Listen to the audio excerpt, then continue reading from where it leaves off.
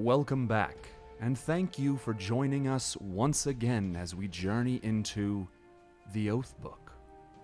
When we last left the story of the struggle for the Eternal Throne, Caiaphas was wandering back towards the strange lands beyond the Shadowlands.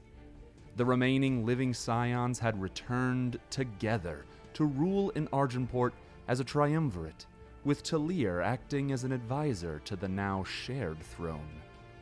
These three acting leaders, Ailen, Caleb, and Vara, have symbolically placed their own thrones in front of the Eternal Throne, forming a united front with Talir right alongside them. The surviving rebels, once led by Milos Izalio, have been pardoned fully and have had their citizenry reinstated once more, free from the threat of persecution for their crimes against the kingdom.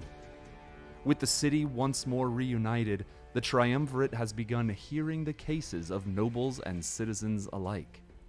Lands destroyed by fighting, homes lost to the invading Skycrag hordes, and a young leader from a far-off land approaches with her own story.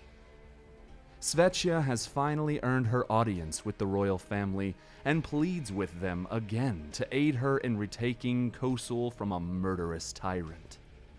She relays the following story.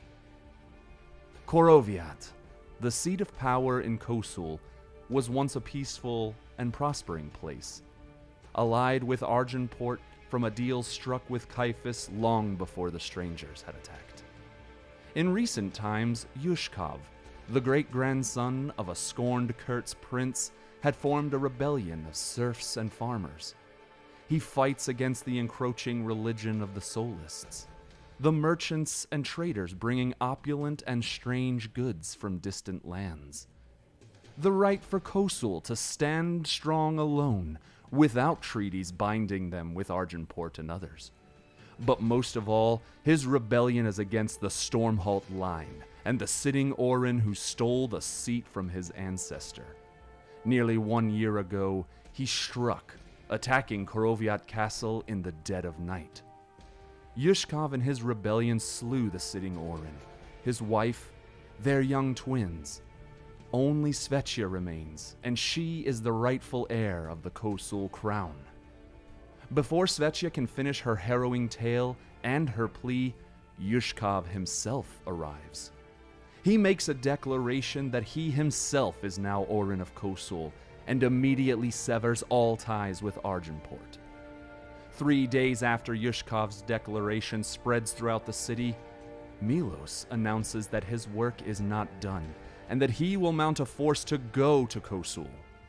Many of his former lieutenants express that they are done with fighting, that they are tired, they have won, that no one from distant lands stood with them while they were slaughtered. Milos is heartbroken. He stands by the singular tenet of his dead father, simply, if we can act, we must. Around this time, we also get a peek of the forming revolutionaries in Kosul, those that want to usurp the usurper. These freedom fighters have come to find out that Yushkov smuggled in weapons from Ixtan and had them stored in great stocks for future use. They also have found out that Yushkov isn't killing all dissenters, but handing some of them over to his mysterious advisor to perform experiments of some dark and twisted nature. As the revolutionaries' first act of defiance, they demolish Yushkov's armory and everything inside. Battle lines have been drawn. Yushkov, his advisor, and those faithful to the usurper mount their forces and prepare to reclaim the lands they think are their own. The Lethrai elves of the Direwood have petitioned the Huntress, Acantha, to avenge their fallen brothers and sisters. The Paladins and Valkyrie of Argenport have begun refilling their ranks, and the Cabal are planning something sinister. Myria is on the brink of all-out war.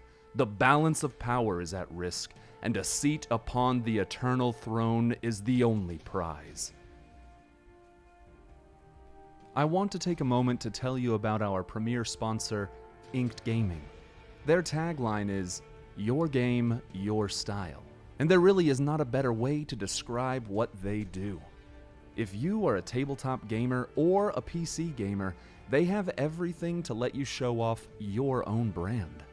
Create customized playmats, playmat bags, mouse pads, and more. Or shop for items inspired by your favorite traditional and video game scenes, characters, and yes, even memes. They have hundreds of pre-generated designs and designs from artists in-house with the ability to create more custom designs to fit you perfectly. Use code TRS12 for 12% off your final amount at checkout. Do it your way, do it with Inked Gaming. Your game, your style.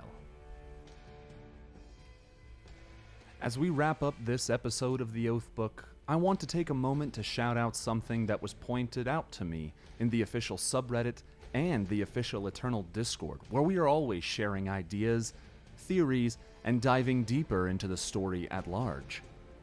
And that is the story in the cards themselves, especially those in Set 5, Defiance. Each of the sites tell a story by themselves, heroes answering the call to arms, villains rising to power, and dark forces gathering in far-off lands. But what I want to talk about is something much more creative, the Ballad of the Softfoot Burglar. This guy is a seasoned veteran of theft. He treks onward and gets stronger and more determined. When he is equipped properly, he always comes back hauling treasure with him. When he inevitably makes his way to his greatest find, he cannot help himself. Waist deep in the treasure, he loses himself in the riches, forgetting the first rule of thievery. Be aware of your surroundings at all times. By the time he realizes his mistake, he is consumed by gilded fire and liquid gold, turning him into the treasure that he once sought. Awakened by the wayward thief, Joe stands upon his ever-growing hoard of treasure, awaiting the next misguided explorer to wander into his domain, only to be reduced to that which they seek. That will do it for this episode of The Oathbook. I hope you have enjoyed what we are doing here. If you have, subscribe, or maybe share with your friends.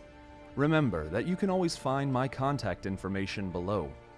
We also have a Patreon where you can join the ranks of producers or even become an executive producer and collaborate on these videos with me. However you choose to support us, I thank you from the bottom of my heart. It means so much. I look forward to spending more time with you in the coming episodes of The Oathbook.